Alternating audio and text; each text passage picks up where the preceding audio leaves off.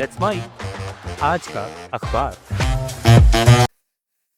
नमस्कार, let's mic में आपका स्वागत है। आज का अखबार के साथ मैं राखी जैन।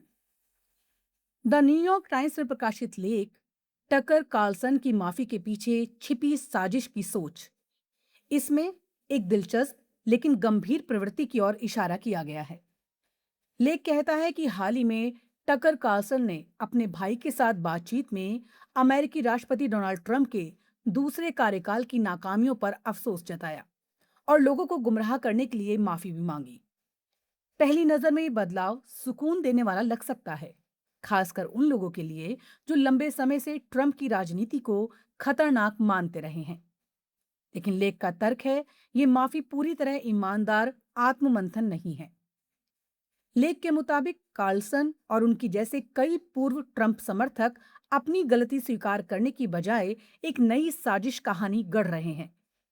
वो ये मानने लगे हैं कि ट्रंप खुद जिम्मेदार नहीं है, बल्कि उन्हें किसी ग्लोबल या जायोनिस्ट ताकतों ने नियंत्रित या ब्लैकमेल किया है, जो अमेरिका को कमजोर करना चाहती हैं। इस सोच को लेख इतिहास से जोड़कर समझाता है, जैसे पीठ में छुरा घोंपने वाली थ्योरी, जिसमें जर्मनी की हार का दोष यहूदियों पर डाल दिया गया था। लेखक कहता है, आज अमेरिकी दक्षिणपंथ भी कुछ वैसी ही कहानी गढ़ रहा है, ताकि अपनी गलतियों से बच सके।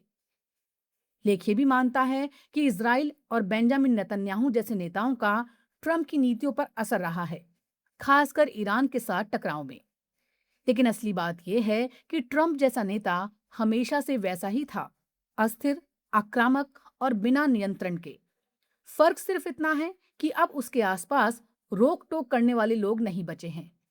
यानी समस्या किसी बाहरी साजिश से बजाय खुद ट्रंप के व्यक्तित्व और उनके फैसलों में है। लेख का निष्कर्ष साफ है, जब लोग अपनी गलत राजनीतिक पसंद को स्वीकार नहीं कर पाते, तो वो अक्सर बलि का बकरा ढूंढने लगते हैं। टकर कार्लसन की माफी भी उसी मनोविज्ञान का हिस्सा बताई गई है, जहां आत्म आलोचना की बजाय जिम्मेदारी किसी और पर डाल दी जाती है। इस लेख के जरिए अखबार ये कहना चाहता है कि सच्चाई से भागकर साजिशों में जवाब ढूंढना न सिर्फ गलत है, बल्कि खतरनाक भी, क्योंकि इससे समाज में नफरत और भ्रम और गहरा होता है। द गार्जियन में प्रकाशित संपादकीय जर्मनी, जापान और युद्ध के बाद की व्यवस्था का अंत, जब अमेरिकी गठबंधन कमजोर पड़ रहे हैं, एक नई दुनिया उभर रही है। इस लेख में बदलती वैश्विक राजनीति की तस्वीर को बेहद साफ तरीके से समझाया गया है। लेख कहता है, आज दुनिया उस दौर में प्रवेश कर रही है जहां दूसरे विश्व युद्ध के बाद बनी अंतर्राष्ट्रीय व्यवस्था धीरे धीरे टूट रही है। और इसकी सबसे बड़ी वजह अमेरिका के राष्ट्रपति डोनाल्ड ट्रंप की अमेरिकी नेतृत्व की अनिश्चित और आक्रामक नीतियां हैं। उदाहरण के तौर पर ट्रंप का अपने सहयोगियों के साथ अस्थिर व्यवहार, नाटो को लेकर संदेह और पुराने रिश्तों को कमजोर करना। ये सब संकेत देते हैं कि अमेरिका अब पहले जैसा भरोसेमंद साझेदार नहीं रह गया। इसी अनिश्चित माहौल में जर्मनी और जापान जैसे देश अपने पुराने संयम को छोड़कर नई भूमिका में आ रहे हैं। जर्मनी ने दूसरे विश्व युद्ध के बाद पहली बार अपनी सैन्य रणनीति पेश की है और बड़े पैमाने पर सैन्य ताकत बढ़ाने की तैयारी कर रहा है। वहीं जापान भी अपने शांतिवादी संविधान की सीमाओं को ढीला करते हुए हथियारों के निर्यात और रक्षा खर्च बढ़ाने की दिशा में बढ़ रहा है। यानी जो देश कभी युद्ध के बाद खुद को सीमित रखते थे, अब वही देश एक नॉर्मल सैन्य शक्ति बनने की ओर बढ़ रहे हैं। संपादकीय ये भी बताता है कि इस बदलाव के पीछे सिर्फ अमेरिका की कमजोरी नहीं, बल्कि चीन, रूस और उत्तर कोरिया जैसी ताकतों का बढ़ता दबाव भी है। नाटो जैसे गठबंधन अब पहले जितने मजबूत नहीं दिखते और यूरोप व एशिया के देश अपनी सुरक्षा के लिए नए समीकरण तलाश रहे हैं। हालांकि ये बदलाव आसान नहीं है। जर्मनी के अंदर राजनीति और अर्थव्यवस्था को लेकर चिंताएं हैं, तो जापान में लोग अब भी युद्ध से दूरी बनाए रखना चाहते हैं। साथ ही पड़ोसी देश जैसे चीन और दक्षिण कोरिया भी जापान के सैन्य विस्तार को शक की नजर से देखते हैं। इस लेख का मूल संदेश यही है कि दुनिया एक नए मोड़ पर खड़ी है। पुरानी व्यवस्था, जिसमें अमेरिका केंद्र में था, अब दरक रही है और उसकी जगह एक ज्यादा अस्थिर, बहुध्रुवीय दुनिया बन रही है। ऐसे में देश सिर्फ हथियारों पर नहीं बल्कि कूटनीति और नए साझेदारी संबंधों पर भी जोर दे रहे हैं। लेकिन पड़ोसियों के साथ भरोसा बनाना और संतुलन कायम रखना सबसे बड़ी चुनौती बनी हुई है।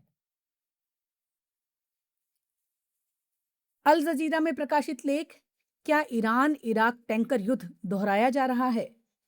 क्यों हॉर्मुज स्ट्रेट का संकट आज अलग है? इस लेख में मौजूदा खाड़ी तनाव को इतिहास के संदर्भ में समझाने की कोशिश की गई है। लेख बताता है कि आज स्ट्रेट ऑफ हॉर्मुज में जो टकराव दिख रहा है, खासकर यूएस और ईरान के बीच, उसकी झलक 1980 के दशक के ईरान इराक टैंकर युद्ध में भी देखने को मिली थी, जब दोनों देशों ने एक दूसरे के तेल टैंकरों पर हमले करके वैश्विक तेल सप्लाई को प्रभावित किया था। लेकिन लेख साफ करता है कि आज की स्थिति बिल्कुल वैसी नहीं है, बल्कि कहीं ज्यादा जटिल और खतरनाक है।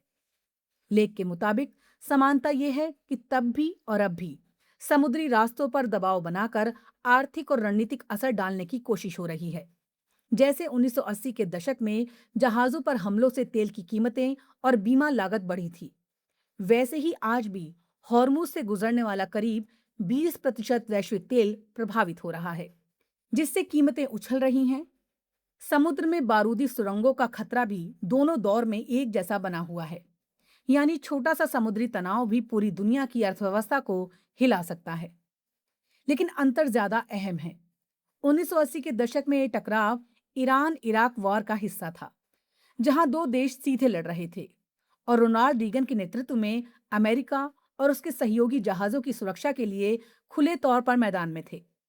आज की स्थिति में अमेरिका और ईरान के बीच सीधा तनाव है, लेकिन अमेरिका के सहयोगी, खास तौर पर नाटो के देश, खुलकर साथ आने से हिचक रहे हैं, क्योंकि वो बड़े युद्ध में फंसने से डरते हैं।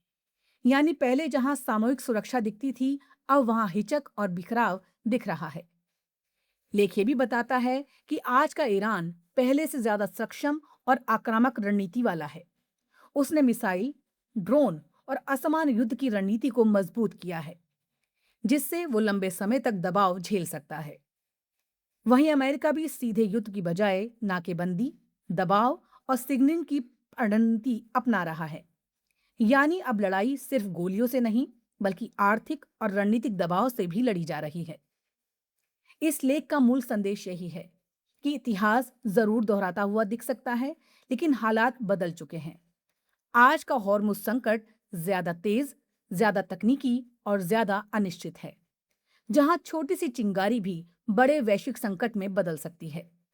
अखबार ये समझाना चाहता है कि ये सिर्फ दो देशों का टकराव नहीं, बल्कि पूरी दुनिया की अर्थव्यवस्था और सुरक्षा से जुड़ा एक बेहद नाजुक मोड़ है, जिसे हल्के में नहीं लिया जा सकता। आज का अखबार में फिलहाल इतना ही। जुड़े रहिए लेट्स माइक के साथ। नमस्कार।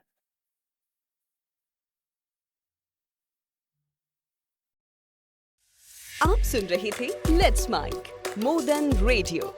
फॉलो कीजिए हमें हमारे सोशल मीडिया प्लेटफॉर्म्स पर। It's time for news. It's time for more than radio. Presenting the first radio news app, Let's Mic. Let's Mic, a news-based app on your phone where you get to watch and listen news, talk shows, interviews, radio show podcasts. On Let's Mic, you get all relevant information of TV, print, radio, podcast, and digital. Let's Mic talks about every segment of life.